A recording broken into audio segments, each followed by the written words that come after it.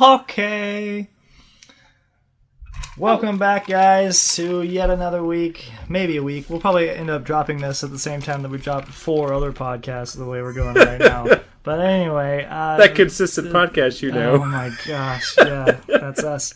Anyway, my name's Ethan. And I'm David. And we are those nerds you know. Yeah, we are.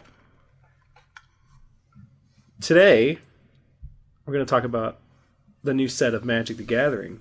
Yeah, more specifically, this episode. I'm going to be trying to get you and or Ethan into the game Magic the Gathering. I won't. I know, but give me into Magic and then you're going to leave for 2 get years. you try. Oh yeah, that's how it's going to work. Nope. And I'll come back and play every day. Nah, I'm just going to teach my girlfriend how to play Yu-Gi-Oh. I'm just going to play Yu-Gi-Oh. Okay.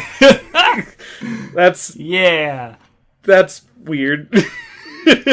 You're weird. You play Yu-Gi-Oh! Don't talk to me. No, I don't have a problem with that. I'm just like, I mean, if you're gonna get her into a game, it'd be cool if you guys were getting into the game together. Might as well try and get into Magic together. Yeah, so we'll get into like Smash Up or Boss Monster, which she seems to love. That's a good one. Cool. It's a good board game. But yeah, so today I'm talking about some Ixalan, which is the new set in Magic. For those of you who don't know, in Magic the Gathering, they transitioned from plane to plane. The last time I talked about Magic, I was talking about the new set, Our Devastation, that had come out in the plane of Amonkhet, which is kind of an ancient Egyptian plane. And now we're in a new plane of existence called Ixalan. And Ixalan, for those of you who don't know, is kind of like a jungle area filled with pirates and dinosaurs. I know. Captain Jack Sparrow riding the Indominus Rex in the battle. Yeah. That's what I'm talking about. Yeah, some good stuff. Along with Edward. Oh yeah, they're vampires. There's some vampires in this, as well as some merfolk. So you got Ariel and Poseidon. I don't know. No, they're more like fish people. They're more like the Zoras from Legend of Zelda or something. They're more like fishy people that walk around on land. Lagoon. Yeah. Right, that's his name? From Lagoon Boy from Young Justice Season 2. Yes. Dating what's-her-face. Yeah. Aqualad and those characters, they're a little more merfolky. Yeah, that's true. So, yeah. There's a lot of really cool color combinations in this set, with the dinosaurs being Naya, which is more specific to... Gotcha. I forgot that Magic was split up into colors for a second. And I was like, they made some excellent design choices. Oh, yeah. Why are you talking about the art is really good, too. Like, so all the dinosaurs in this have feathers, because that's apparently more accurate historically, and... A lot of the feathers have some pretty cool like plumage. Like they have some decent colors of feathers for the dinosaurs. But that's not what I was talking about. No. The different so there's 5 colors in Magic: red, white, blue, black, and green. And there's also colorless cards like artifacts and things like that. But so there's a bunch of different combinations of colors for the different tribes in this set, which is what they call the subtypes of creatures. Right. Vampires, right. merfolk, dinosaurs, pirates. Cats. They're all tribes. Yeah. Are humans a thing? Mm-hmm. Humans are a thing. There are a lot of humans in Magic. I was just wondering if they have a different name for them. No. They have humans. And then they have things like, they have clerics and druids and things like that. And like, there's some, and as far as I've heard, so I'm new to Magic, for those of you who are listening. Bonga, know Magic. Numa. I don't know much about the old Magic. Moogle. Right, Moogles, yeah. No, so they have, there are some card support for, like, jobs, like druids and clerics and things like that, but generally it'll be about the subtype of human, merfolk, vampire, cat, whatever the case may be. So there's also a lot of cards that are tribe support in general, like there's lands and artifacts that have come out that are good for tribes. But yeah, so I'm going to talk about the colors of the tribes, and then I'm going to talk about some of the new mechanics that are coming out in this set. Because as the time of recording this, because I don't know when we're going to actually post this, time of recording this, the pre-release has happened, but the set will release 2 days from now, Thursday, Friday. Yeah, this Friday, Saturday, Sunday, it'll be the actual full-on release. But Magic Wizards of the Coast has actually put out all of the the set list. They put out all the cards that are in the set now on their website. You can check it out there. I'm also looking off of Wizards The Gatherer, which is their database. So that's where I'm getting a lot of my information from now. I'm not like, I don't have like an in or anything. We're not, we're late to the party anyway. But so yeah, I was mentioning so different color combinations in Magic have names. I don't know all of them, but I'm learning some of them. Like for instance, vampires in this set are white-black, and I don't really know what that's called. I think it's called Boros, maybe. I'm not certain. But the dinosaurs are Naya, which is why a lot of people are calling the dinosaur deck Nayasars, because Naya is red, white, green, and those are the colors the dinosaurs are using, which is great because those are the colors I use in a lot of my decks. I like white and green, and I sprinkle in a little red sometimes, or I like red every now and again. They're really aggressive colors. They tend to be about making giant creatures, as you would imagine, and turning them sideways and attacking people with them. Some of the dinosaurs can fly, turning them sideways, which is really neat. Yeah, when you tap them to attack. Yes, I know. I know what should be. I'm just thinking about all the individuals listening to this. I have no idea what that means. Okay, for those of you who don't know, tap a card, you turn it sideways in order to use its ability to attack with it. Yes, and yeah. So with a dinosaur in an aggressive deck like that, you would do a lot of attacking. You're doing a lot of turning cards sideways. It's okay. I'm gonna be here to make sure that all of you understand what David's. No, I won't. I don't promise that at all. But I'll ask all the questions that you listeners are asking. Right. So when except for that question, don't ask. Don't ask that question. So when I first started looking into this set, I was really looking heavily at the dinosaurs themselves. I was like, oh, man, I want to make a dinosaur deck like nobody's business. But honestly, of course you would, because they're great. Since the pre-release has happened and I attended that, I really am looking towards making a pirate deck. I really want to make a pirate deck real bad because it looks super cool. Pirates are Grixis colors, which is red, blue, black, which are not generally the colors I tend to use because I don't really skew towards blue and black very much. But it's neat the way they play. They're very trollsy is the word I would use. They're kind of like, they're really good at like getting at your opponent by like stealing their stuff like you do as pirates, and that's pretty neat. And there is a sub theme of treasure in the pirate sets cards, in that a lot of the cards produce produce token artifacts called treasures, which you can tap, turn sideways, and then sacrifice, and it'll give you one of a color of mana that you could use to cast spells with. But there's also other uses of the cards, like there are pirates that can't attack unless you have an artifact, which if you have a treasure he can attack, or there are pirates that gain bonuses, like +1/+1 bonuses for however many artifacts you have on the table, which is great because if you have a lot of treasures he gets really strong. And there's even a card called Revel in Riches, which is a black enchantment card, which says that every time one of your opponent's creatures dies, you gain a treasure on your side of the field, and then it says, if during your upkeep, which is which what happens during your turn right before you draw a card. I'm sorry, untap, upkeep, draw. Yeah, right before you draw. If you have during your upkeep, if you have 10 treasures on your field, you win the game. And so that's a cool one people looking at. And so yeah, they have the pirates with the treasures. They've got the dinosaurs, the vampires, and they've got the merfolk. Merfolk are in green and blue, which are their color combinations. Generally, in the past, merfolk have mainly been in blue because they're like water creatures. They tend to be, island based and makes sense. Watery. But there have been green merfolk in the past, but this time they're actually just a bunch of green. They've been like bluish green, like they've been like multicolored merfolk that are blue and green. But here they actually have solid green merfolk, which is cool, as well as combinations of blue and green that help. And they have some really neat stuff. As far as I can tell, if you were to just look at this set, I don't think there's a whole lot, or at least I haven't looked that heavily into the merfolk compared to the other tribes. They haven't interested me as much. But a lot of their cards have been super exciting for people that play things like Modern and Commander, which are like larger formats of Magic. Like they have more inclusive sets that have like from older cards. Like Commander is like a what they call an eternal format, because you can use all the cards basically in Magic except for a ban list and things like that. And Merfolk the Merfolk that are coming out now are really improving those formats, those ways of playing. There's some really cool stuff that's been buffing the old Merfolk stuff. So that's cool. The vampires don't have a mechanic so much with them, and the Merfolks tend to don't really have a mechanic either. They tend to do things like they produce counters for their Merfolk and make them stronger and things like that, and they do things together. The vampires have a lot of lifelink, which is when they attack and deal damage, you gain life equal to that. And then what they've been doing a lot with the vampires in this set is a lot of vampires have abilities that require life to have them activate.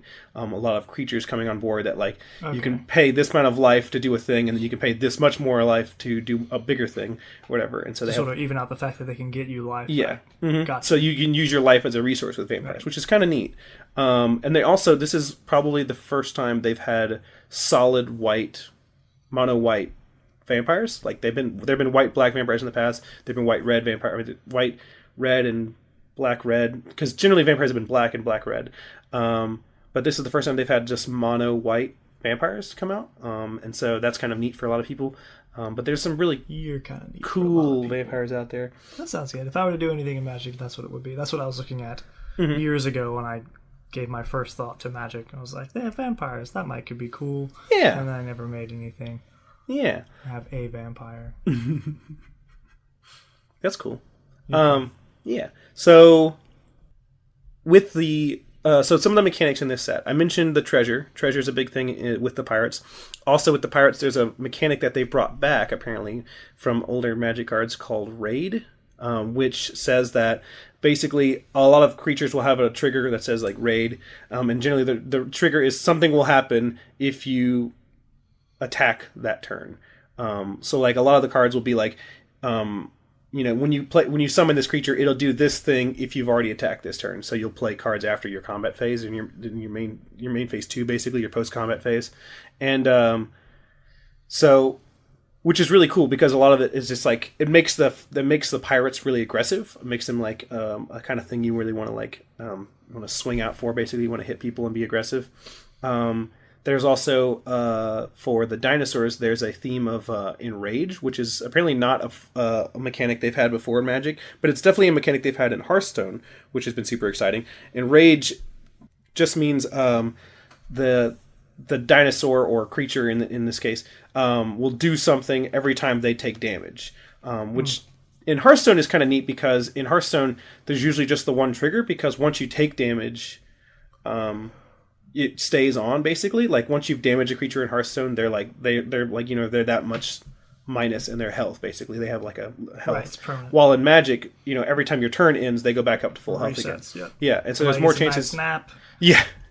Maybe a granola bar. Right. All good. We're back up. We're ready. Everybody's back to full. Yeah, and so it's kind of neat because you can trigger the enrage abilities more often, but also because there's a few cards in Hearthstone that do that. There's cards that say every time it takes damage, this happens. But generally, the cards that say enraged just means once they've taken damage, they're now enraged, and they can just do this thing constantly. Also, for any listeners wondering, Hearthstone is a different game that's played on your phone.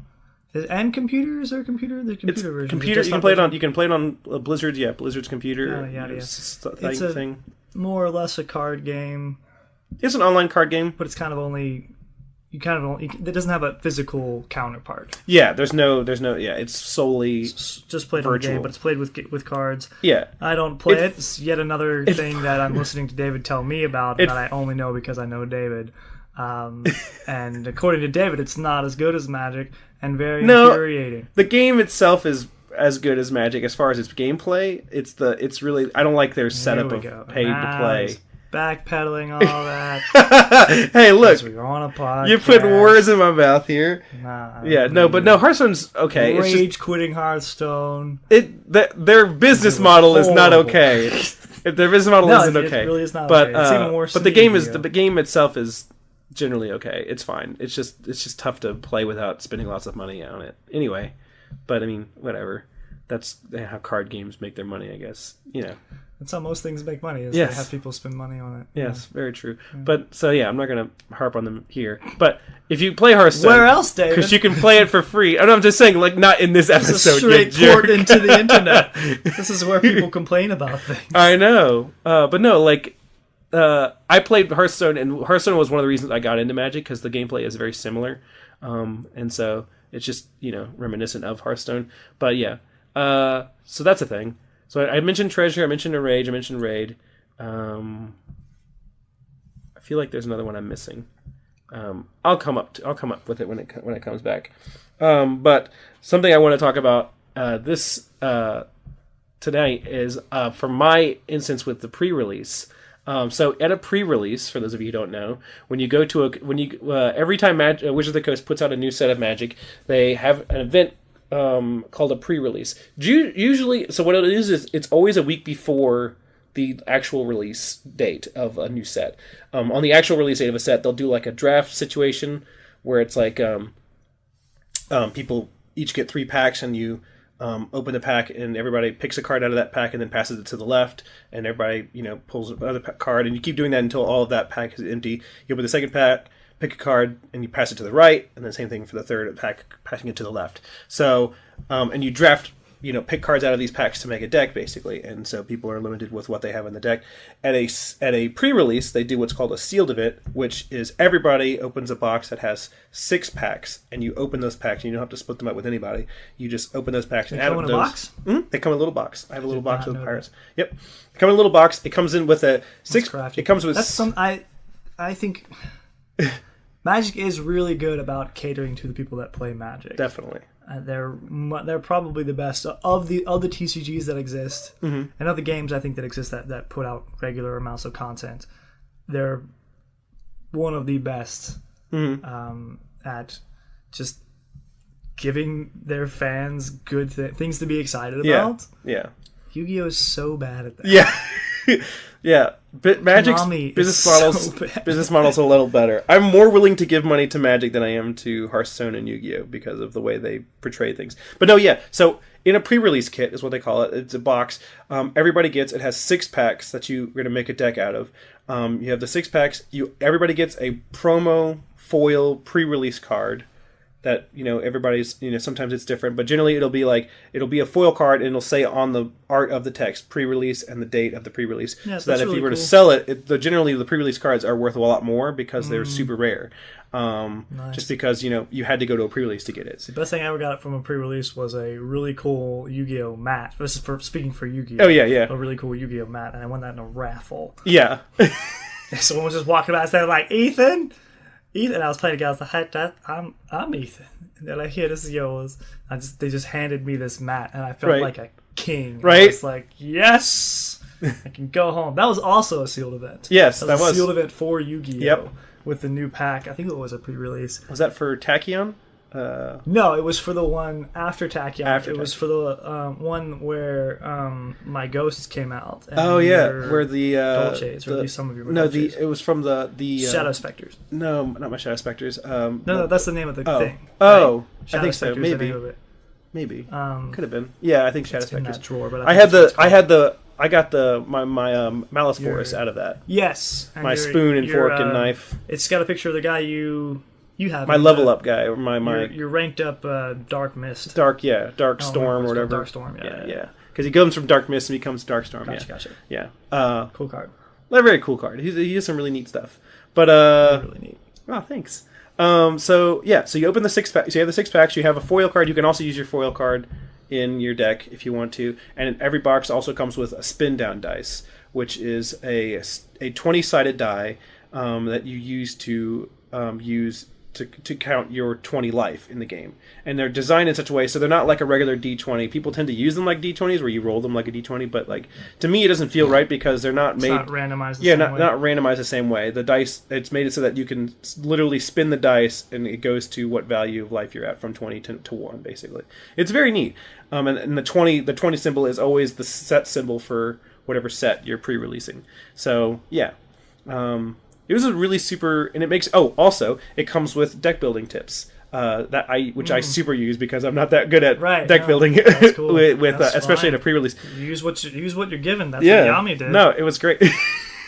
That's how Yami beat Duke Devlin. Just reading the rules and the cheat codes essentially for Dungeon Dice Monsters while I was playing. Yep. Gosh, he's so cool. Yeah. Yep. Very cool. But but generally, there's a lot of people that people do different things to build their deck out of the packs. But what I tend to do is I open all my packs and I sort them out based on color, and then for this particular set, because I knew that the set was going to have tribes. After I organized the cards by color, I then organized the cards by tribe. So I put all my dinosaurs. How long do you have to prepare your deck? You have 30 minutes, maybe. I think it might have been 30 minutes. It may have been 45 minutes. I think you have 45 minutes for the round, but I think you may only have 30 minutes for the deck building. They gave us 30 minutes for deck building, and after the 30-minute timer was up, they gave you an extra 5 minutes for picking out, wrapping it up basically, and the 5 minutes was picking out lands and sleeving the deck if you wanted to sleeve it. So I came to the pre-release with sleeves. I forgot to bring my lands though, but don't worry, most card shops like this one offer lands that you can take for free, because lands are a dime a dozen. You can get a bajillion of them for nothing. So I borrowed their lands for the day, and then you don't have to, but I gave mine back afterwards. So you can spend a dime for a dozen, or you can spend 0 for a bajillion. Right? Yeah, exactly. That seems that one of those is a much better deal than the that other business game. model is not very sound. But no. I mean, there are certain lands that are more expensive than others because they're rarer or whatever, or from an older set or something. Full art lands are really neat. I like full art lands, which just means the whole card has a picture as opposed to just the normal square of the card at the top, showing a picture of the land. Because lands all do the same, all basic lands at least, all do the same thing, which is whatever color they are, they turn sideways to give you one of whatever mana they provide. So forest for green, mountain for red, island for blue, swamp for black, and plains for white. I was like, wait, what color am I missing? I did them out of order though. That's the problem. But anyway, so yeah. So I organized all my cards by color and then my tribes. And I had quite a bit of dinosaur support. And I was thinking about making a dinosaur, but I didn't have so there's a term people use when they talk about deck building in limited format, which limited format just means draft and sealed, where you're limited to just the packs. In limited format, they use a term called bombs, which are just cards that are they're your win card basically. They're the card that's going to help you win the game. And I didn't have anything like that for my dinosaur deck. I didn't have the big bad dinosaurs that people were looking for. I didn't have anything cool like that.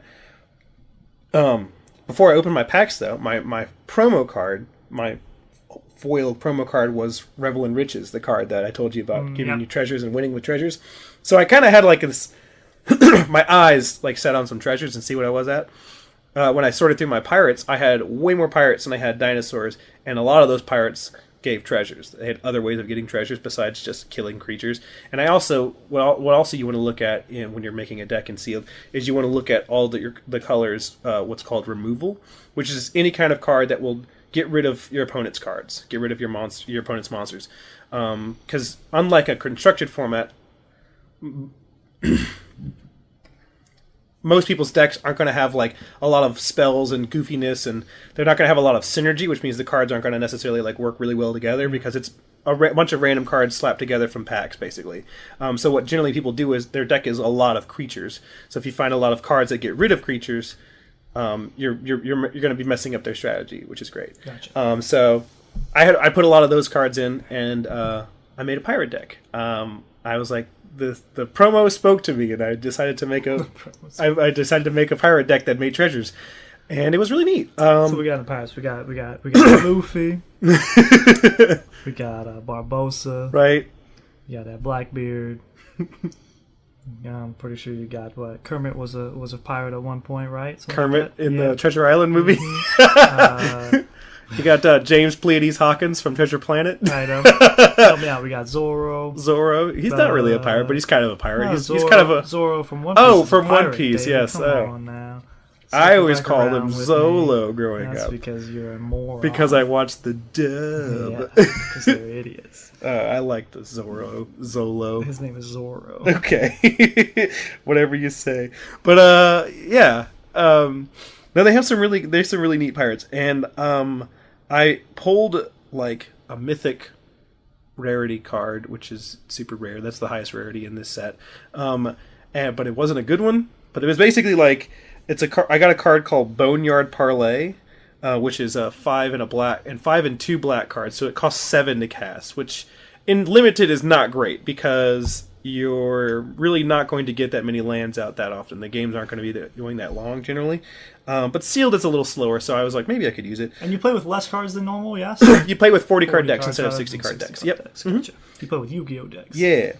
But it says here to exile up to 5 target creatures from graveyards. So you get rid of 5 creatures from either you or your opponent's graveyard, and then your opponent separates those 5 cards into 2 piles, and then you put all of the cards from the pile of your choice onto the battlefield under your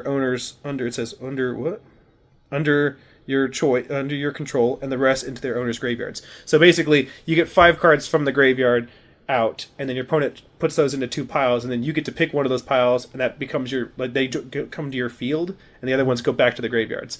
And a lot of people were like, it's not great because there'd have to be a lot of combat between like turn 1 and turn 7 when you could actually cast that card if you got all your land drops and all these different things.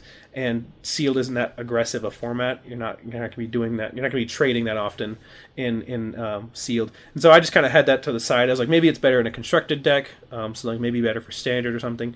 And it's also rather luck based because it's like I'm going to pick 5 creatures, but my opponent gets to say which ones are in which pile, and then it's like they give me the decision. So I was like, I don't know. I didn't think I was going to find 5 creatures I could make the decision hard for them basically. So I decided not to use that. But I did have lots of cards that did things with treasures. Like, for instance, there's a card called like Precious Pirates or something like that, where whenever you summon it's a 4 and a blue pirate, and you summon it, and when you summon it, you would get 2 treasures when they would come out. And I also had a black card that I used to kill creatures called Contract Killing that was like 3 and 2 black, so it was 5 to cast, and it would kill a creature my opponent controlled and then give me 2 treasures for it, which was great because one of the times I cast it, I had Revel in Riches in play, which is an enchantment. So when I killed their creature, I gained 3 treasures because I got 1 for killing their creature. So that's super cool. It went really well. So one of the things that worked well with the deck, I didn't do super well with the deck, just because I'm still new to Magic, but also I wasn't like not sure what to go with and what kinds of things work better than others. But I did better than I've ever done like in a Yu-Gi-Oh tournament, especially a Yu-Gi-Oh sealed tournament. But I won 2 matches, my first and my last. I didn't win my second match though. But one of the things about treasures that worked well with the deck itself is that the fact that you can tap them and sacrifice them for mana. And so I learned just in my first match that was more useful, or at least like my win condition was Revel in Riches. Like I was trying to get 10 treasures, but I noticed early on in my first match that was not going to happen as easily as I thought I was going to, just because Revel in Riches is harder to cast and it comes later in the game, and even then I have to have lots of cards to kill creatures and things. And so instead what I did was I just used the treasures for mana. I would just tap them for mana and just get out bigger creatures and do more things with my deck. And that was super helpful and super useful with the first few duels. My second match I didn't do very well, and I lost to another pirate deck who was a little more better. And then my third match, I got a game where I won 1, I lost 1, and then in the final round, my final game of the tournament, I got Revel in Riches out, and I won with Revel in Riches. I racked up 10 treasures, and it was the coolest thing.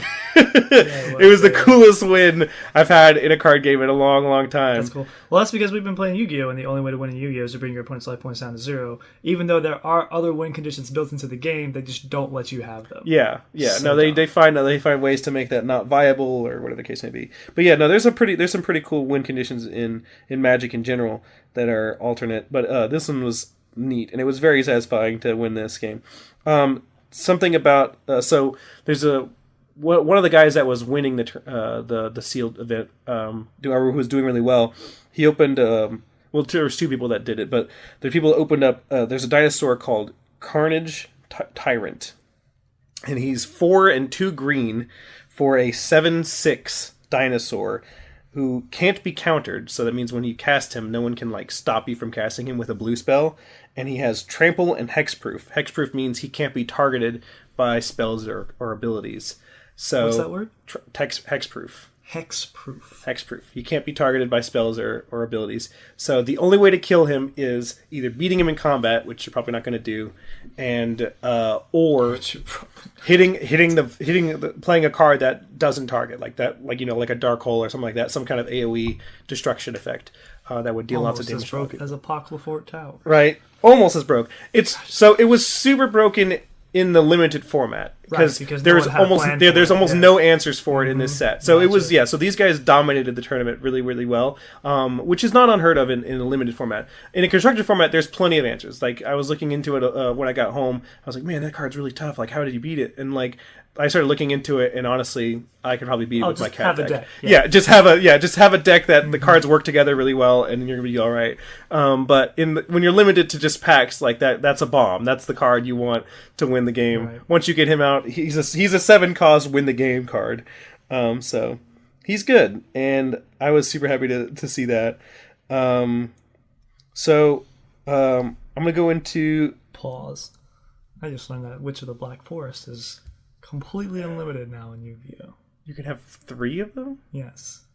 What the heck? It went from forbidden to unlimited. I just saw that. What the heck? I'm like, is it viable? Is it a card it must not would run? Be. I guess there's not. No way they would drop it back to 3 if it was. It's an old card, and it's too slow, right? You have to get it out and have it die? You have to get it out and have it die, but the reason it was forbidden was because it was so vague. Yeah, it was just you could just grab get something with you wanted, this basically. much defense or less. I'm pretty sure. Yeah. And they were just put it in anything. Yeah, and it was just a staple that they got rid of. Yeah, but now you can have 3 of them. There must be something better. There's got to be. That must be what it is. That's interesting. Or it's probably just another thing that has had something better for a long time. Yeah. But was still banned for some odd reason, the Fusion for Relinquished, Thousandizer Strict. Oh, yes. It was just banned for years, yeah, even though anything could walk over it, probably. Yeah, it was still really, still not a viable choice after all the new stuff that had come out. Yeah, no. Jin is still forbidden, though. Jin is still forbidden? My Jin is Gateway of the Six Samurai still forbidden? Let's see, David. That's the card I like to use a lot. I had a 6 Sam deck when I played Yu-Gi-Oh! It's a spell? Yeah, it's a spell card. Green spell card. No. It's a continuous spell. Not banned? It's not forbidden. Let's see if it's limited. Gateway of the Six is limited. Oh, I can have 1. Mm-hmm. Oh, man. My deck would only be just a little bit better. I bet you can still win with that. I probably could. You could probably do all right with it. I bet you the cards... Ooh, actually, I don't think you could now. No. Because of the links. Oh, yeah. That slows your whole thing. You could only get 2 out max per turn unless you had links monsters, which you probably wouldn't be able to really... Yeah, you'd have to find some way to... splash into it, yeah. Find some way to put links in the game. That's strange. I still say and wish that Yu-Gi-Oh! Would come out with several different formats of play, like Magic has. Yeah, where you could play with the different mechanics independent of one another. Mm-hmm. So this week play where you can only have Exes, or where you can only have Synchros, or where it's Exe and Synchro together, or this one's only Pendulum, or this one's everything with links included. You know what I mean? Yeah. Because since the 3rd series of Yu-Gi-Oh! Dropped, every time a new series has come out, they've introduced a new mechanic to the game. Some new way, they've changed the whole game. Changed the game. Yeah. It's Magic finds a way of introducing new fun things that don't change the way the game is played necessarily. They just, more often than not, from what I can tell from what you talk about, they just sort of introduce different ways of getting resources. Yeah, new resources, or just new ways of doing things, new access to things, right. New fun things. and sometimes in the sets they find ways to reprint old stuff from previous sets that haven't had a reprint in a while, which tends to happen unless it's on the reserve list, which is a lot of rare cards that won't ever be reprinted basically. But yeah, no, like they find if not reprinting a card, sometimes they find other ways of doing a card. There are lots of cards in Magic that basically do the same thing, but in like different colors, so different decks can use them and things like that. That's another thing that is interesting to me is that like Six Samurai in Yu-Gi-Oh was a deck you could make, and you could only make a Six Samurai deck if you had like six samurais or whatever. Mm-hmm. Like there wasn't any way around that. But like. And you could only do the things you could do with Six Samurais with a Six Samurai deck, while it's like, there wasn't another kind of deck that also did Six Samurai stuff, even though they weren't Six Samurais. You know what I mean? Like, what if they had, what if your Ghost Tricks, mm-hmm. like what if there was some other type of deck that did Ghost Tricks type stuff? Mm-hmm. That could compete with it or dink around with it and stuff like that. There's comparable ones, but there's nothing that... Yeah. There are a couple that are pretty cool that I want to make. The Sub-Terrors are really good. Oh, okay. They do a similar thing. Neat. They're all about flip summoning and then putting themselves back. Yeah. Because they live underground. Yeah. And it also helps that the Wizards of the Coast, like, play tests the crap out of their game. They have a research and development team that, like... Isn't it funny how planning... There's such a produces superior how well something goes. Yeah, gosh, yeah, definitely. I also just learned that I can have 3 rescue rabbits now. Rescue rabbit, goodness gracious, he was like an easy egsy. Holla, yeah, and I can have 3. But again, I'm sure. I'm just to say, like, there's gotta be like with pendulum summoning. Well, it's because of the link stuff now. Yeah, pendulum summoning's fine, but you can only pendulum summon if you have the right amount of links or the right links in the right places. Because you're limited to 2 summons per turn now. That's true. Normal and special, unless you have a link that tells you can special into the places where the link is pointing to. Interesting. So how does Rescue Rabbit work? It summons 2 creatures. Does one go in the link zone and the other one dies? That's weird. Either they treat it as one summon of 2 creatures, mm-hmm. so it gets around it, or you'd have to put them in zones that the link monsters are pointing to, which is probably why it's interesting now. Because the game itself has restrictions on it. I don't know. I wonder how that is. I wonder how.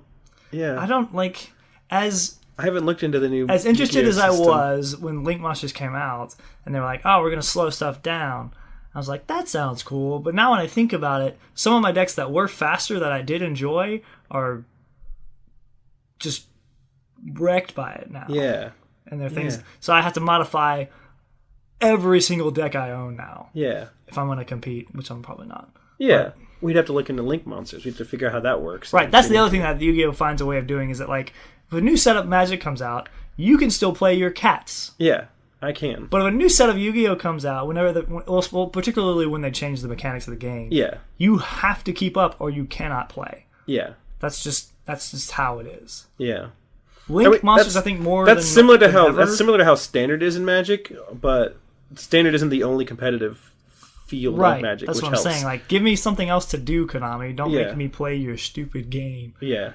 I just like Yu-Gi-Oh. Play Yu-Gi-Oh. Like they just brought back Modern to the Pro Tour in Magic, I believe. In that way, you can play with Modern decks as well as Standard decks. Like you wouldn't play them together, but like there are people that are competing for Modern, and there are people competing with Standard.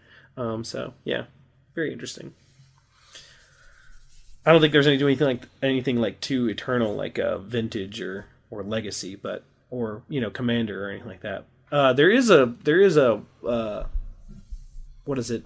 Canadian Highlander, but it's similar to Commander in that it's a 100-card deck, and it's all like there's no duplicates. There's all the same cards except for basic lands. But one of the difference between it and Commander is it's meant to be played 1v1 as opposed to like Commander's meant to be played with multiple players, so you guys are all like duking it out with one another. Right, that's another thing. Magic has rules for, like there are certain cards that say like target player or target players and things like that because it's meant to be like, oh, these cards can be played with multiple players. It's built with the assumption that you might want to play with more than just 2 people. Yeah. And Yu-Gi-Oh's not. Yeah.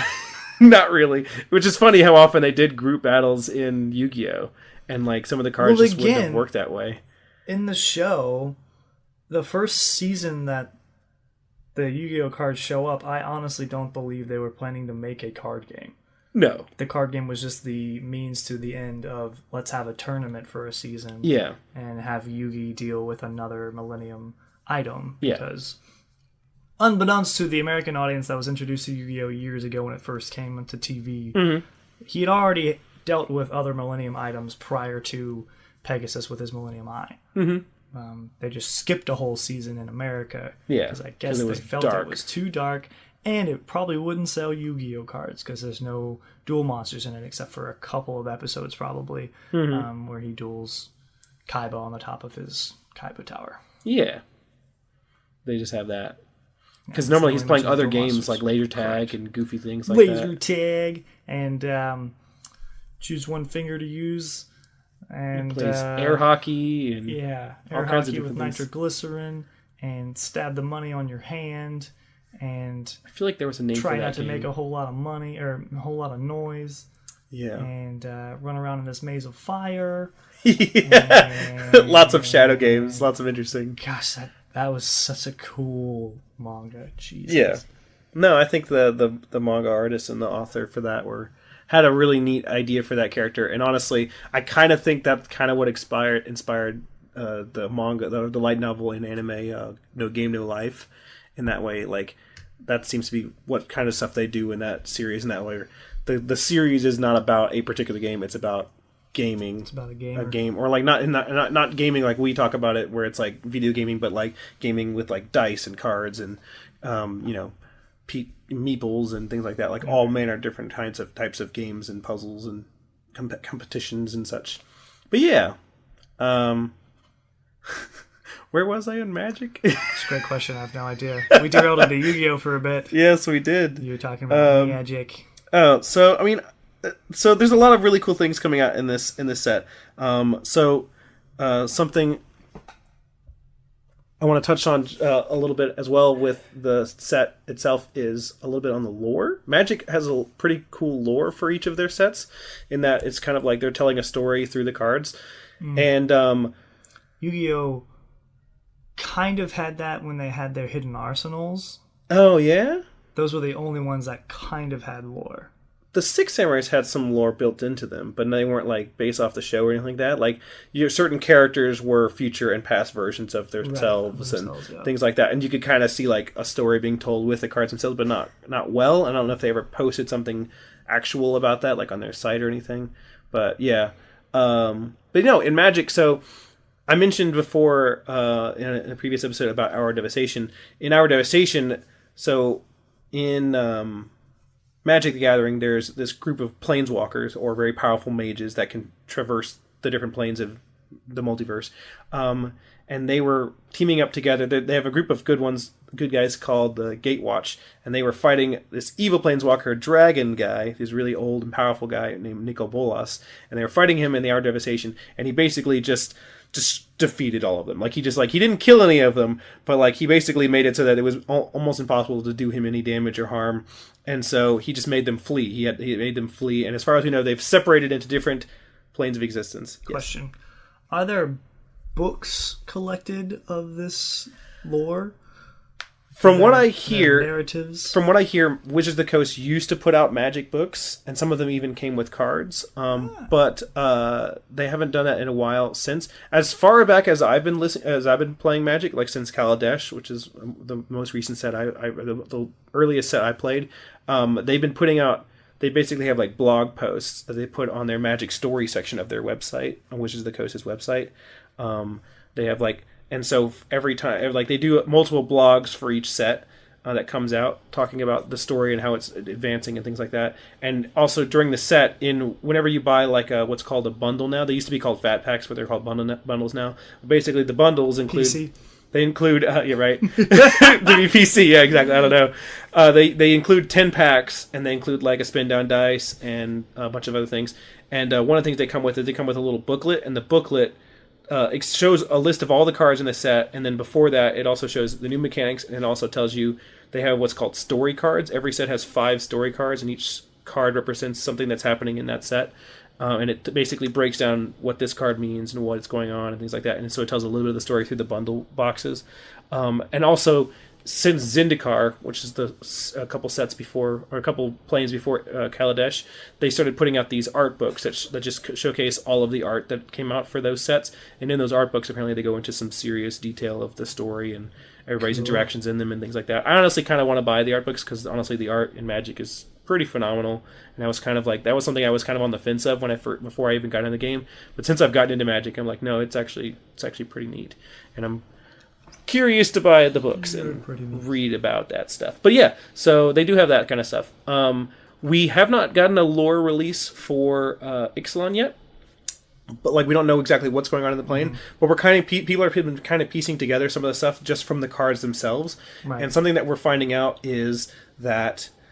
So the different planeswalkers that are in the Oath Watch, each one represents a different color, and they were fighting Nicol Bolas, and they all disappeared. Plane shifted away, plane walked away, and one of them was Jace Beleren. He's the blue mage, and he has lots of mental and psychic powers. He tends to get in people's brains, and when he was fighting Nicol Bolas, he was trying to read his mind, and Nicol Bolas had all these like barriers put up in his mind that Jace couldn't get through. And finally, like, Nicol Bolas was like, he's basically set a trap in his mind. He was like, oh, you're just trying to get in my brain? He's like, oh, yeah, just bring it here. And so he, like, lets him into his mind and then, like, kind of, like, locks his mind into a trap, basically, and kind of, like, does this thing where he basically, like, makes Jace, like, it says he's, like, fighting off madness, basically. Like, he can't get his mind back. Right. But, like, he does finally get it back, and he snaps back, and he planeswalks away. And so everybody's like, oh, no, he's gone, and he's probably scrambled somewhere. Like, well, he's in Ixalan. He shows up in Ixalan, and we're finding out that he is like not joining up. I guess he's kind of stuck with pirates in this era, because what we're finding out from the cards themselves is that for some reason, and it's not really explained just yet, Ixalan, on the plane of Ixalan, planeswalkers can't leave. They can't planeswalk away. Huh. And so he's stuck here. He's an outcast stuck on Shanghai. This. Yeah. In this, like, into Ixalan, into this pirate world, yeah. That's cool. There's also another planeswalker here called Vraska. She's kind of a. So yeah, this is what. So Jace normally wears like a nice blue robe and everything, and he's like looks all fancy. But this is him now in the set. Jace's cunning castaway. If you guys Google that, he's kind of more of like a pirate now, and he's showing off his tattoos and everything. But there's also another mage here, or the planeswalker here called Vraska Relic Seeker. And she's kind of like a Medusa-looking chick. She's also a pirate, but apparently she was from a really, really old set. She's been around for a while, and people hadn't heard from her in a while. And apparently she's been trapped here. She's been stuck here, and she became like a pirate queen or something. She has powers. She can create treasures and things like that. So she's kind of neat. She just never grew up. I don't have the card here in front of me, but I found out today when I was looking into this set that there's a Minotaur character. Yeah, he's on the card Hijack. He's only on one card. Let me see if I can find it real quick. Hijack. And that was a card I used on one of my opponents in the game. So I would mention pirates have a lot of cards that do with stealing from your opponent. And Hijack makes it so that for a turn, you basically steal one of their creatures, and you can untap it so that you can use it. Like if they had attacked with it, you can untap it, and you give it haste, which means you can attack with it right away. So you basically take it and be like, okay, now I'm going to swing with it at you, and see how you like it. But this guy here, his name is, this guy here with the whip, he's a Minotaur, his name is Angrath, and according to the flavor text, he's a planeswalker Minotaur, and he's been stuck here for a long time. It says, trapped on Ixalan, the planeswalker Angrath is the only Minotaur sailing the seas. No matter how many ships he captures, he cannot break free. Huh. Nobody knows where he's been. There's never been a card for him.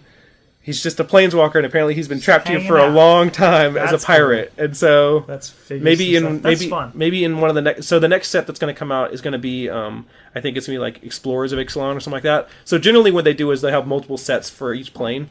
And so for Ixalan, there's going to be the next set that's coming out is going to be more Ixalan, basically more pirates and stuff. And I'm assuming there might be a planeswalker card for him, and there may be Jason, whoever else he teams up with, may find a way to finally planeswalk out of here. He is a very, very powerful planeswalker, and hopefully he can take these other people out because they're super cool, and I want to see what they are.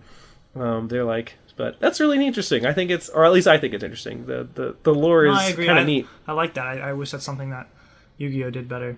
But I mean, I guess they assume that the lore for Yu-Gi-Oh will be you watching the show, which isn't much of the lore because it's just everybody has a different deck, and this one, it's oddly specific to their character or whatever. Yeah, it's interesting though because that kind of thing, the cards being based off the show, I feel like that is even done better in Cardfight Vanguard, because in that show, Cardfight Vanguard, at least for the first few seasons, the show isn't like as like kind of goofy and mystical as Yu-Gi-Oh! It's not as grandiose, yeah, it's not as grandiose. It's basically people that go to a card shop and compete in tournaments. Yeah, it's about people that are playing a TCG.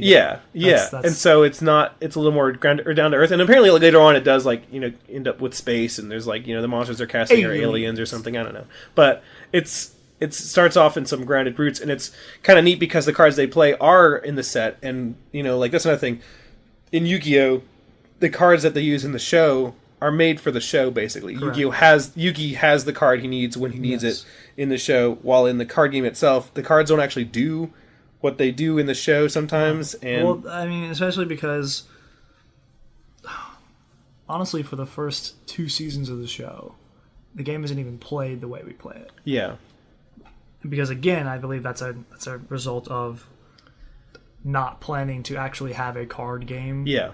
This was just the author. The point of the show wasn't to have a card game. Right, it wasn't to make a card game. Was to someone got their hands on it. Have like, a compelling, we're gonna make a card game. That's why the card game we play is. The show was to have like a compelling tournament arc that just happened to be using cards because that was the game he just said. And the card game we play is called Yu-Gi-Oh! It's not called Duel Monsters. Yeah, exactly. Mm-hmm. So, but yeah, no, that's something I've thought about with Yu-Gi-Oh! Versus Cardfight Vanguard. But yeah. The professor of Tolarian Community College on YouTube, he suggested a while back that Wizards of the Coast should produce some kind of cartoon or animation for Magic the Gathering, possibly following the Planeswalkers that they've created. But I also thought it'd be kind of neat if they found some way to incorporate, maybe find some way to incorporate the game itself, because the way he kind of pitched it was kind of like the characters being able to, like, it'd be in their world basically, so they'd be wizards doing magical things and stuff, but it wouldn't be like the game Magic, you know what I mean? Like, it'd just be them doing magical things. But I was thinking, like, what if they found a way to incorporate the cards into the show as it, like, like they're actually playing the card game against one another, because the cards represent spells they're casting. So I was like, I don't know, maybe. But it was kind of a neat suggestion. I don't know if Wizards will do that. They have a lot of I don't know, places and different things. Like I mentioned, previous thing, they're doing their MTG Arena coming out, and I started toying with a little bit with their Magic Duels, which is kind of their first attempt at Magic Arena, which is their online type, like Hearthstone-esque gaming thing. The UI in that's not great, but you can play it for free, and so that's kind of neat for me, because I just wanted to be able to play Magic more. So, so I started tinkering around with that a little bit, and also they were doing this thing where when I was looking at so when you play Magic at card shops, you get what's called a DCI number, which is like, I don't know what it stands for, but basically it's your identification number that shows that you're a Magic player. It's what you use when you go to the Pro Tour, you usually go to Grand Prix and things like that. And you can submit it to every time you go to a game shop for something, and they put that in and you rack up what's called Planeswalker points, which you can use to earn buys in the tournament, in Grand Prix and at Pro Tours. Oh, interesting. You rack up enough points, you can earn buys, basically. And apparently they used to do a thing where the Planeswalker points could be like cashed in for like certain promos of cards and things and stuff like that, but they haven't been doing that so much. It's just been more like, so generally the people that earn Planeswalker points for buys are people that are trying to get their name out in the Pro Tour. Basically, they're trying to get out there and get a few wins under their belt before they actually have to hit the Pro Tour, which is cool. And I think that's a neat thing, because you rack up the points by going to GP events, Pro Tour events, and honestly just going to the card shop and playing at Friday Night Magics and pre-releases and stuff. So it was very neat. I've earned a few points myself just from going to the pre-release.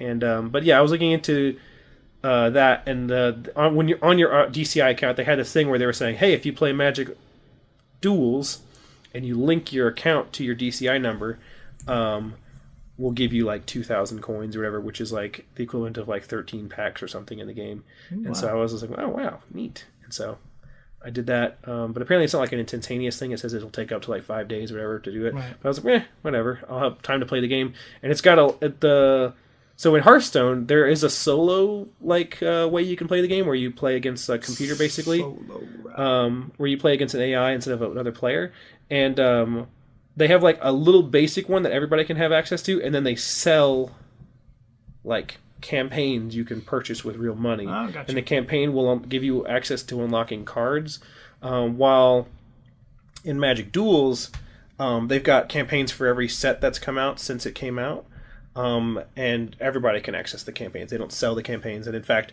playing through the campaigns will earn you gold coins that you can use to buy packs. And so just playing so I started just playing through the campaign, and oh man, I've been having a lot of fun with it as far as the gameplay, because it's like as dinky as the system is and how like the way it's presented isn't great.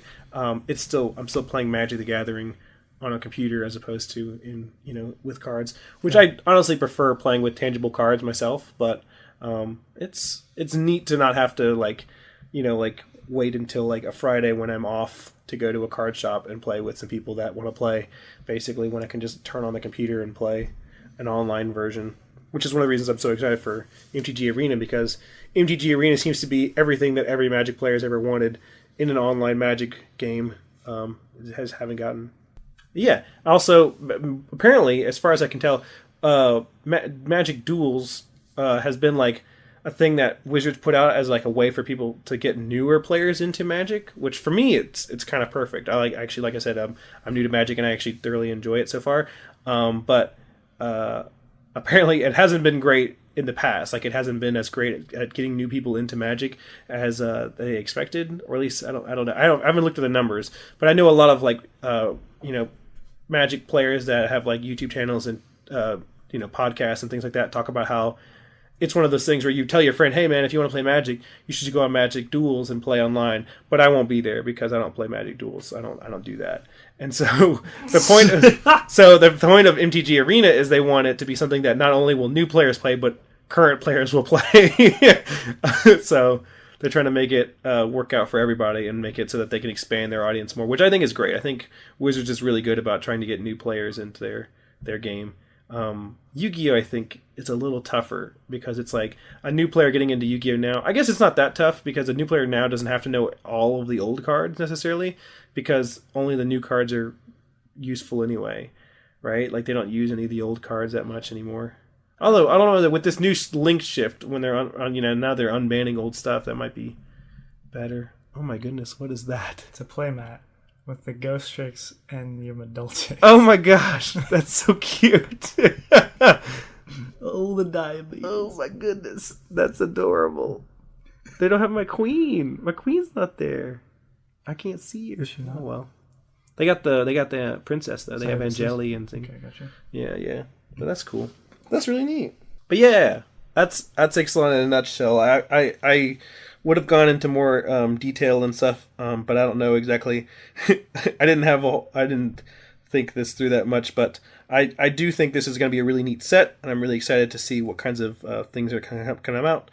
I'm going to try and improve my cat deck with some of the tribal support that's coming out, but I'm also going to try and make a pirate deck because that looks like it's going to be a lot of fun.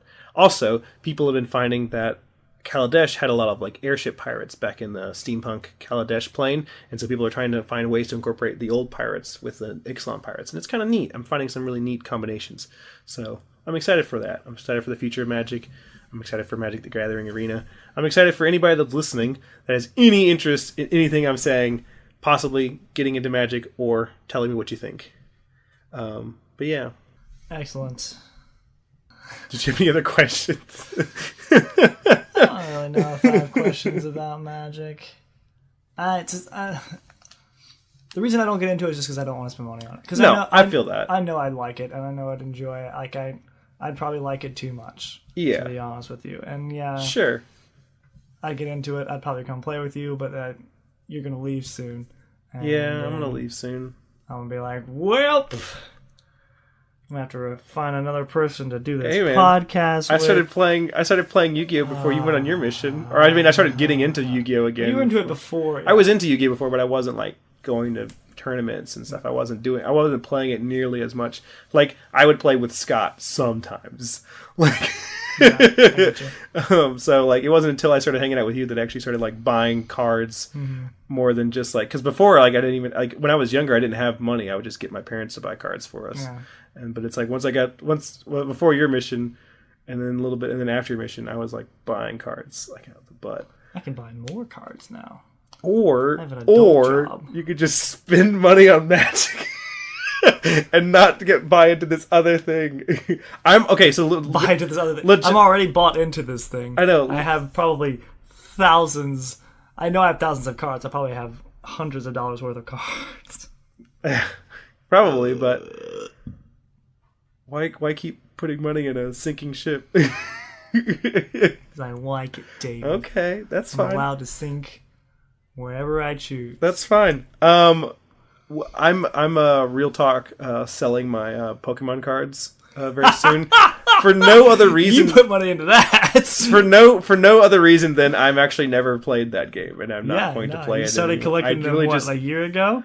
Yeah, just last year. Yeah, just in 2016. Just so like it was all part of my Pokemon Go craze. Once Pokemon Go came out, I was buying all manner of Pokemon cards, and I was just like, they just look so cool, Ethan. Catch them all, they look so cool. I had one card that was really super expensive when I purchased it, and now that I've looked at it, it's not that expensive, but still worth a little money. So I'm gonna sell it. Like a Dracaquack. Yeah, Dracasack. Yeah. Yeah. No, so it was a Shaman, and it was like a $74 card when I first got it, and now it's like a $12 card. For context, Dracasack was a $180 some odd card in Yu-Gi-Oh. That I pulled 2 of out of packs. Yep.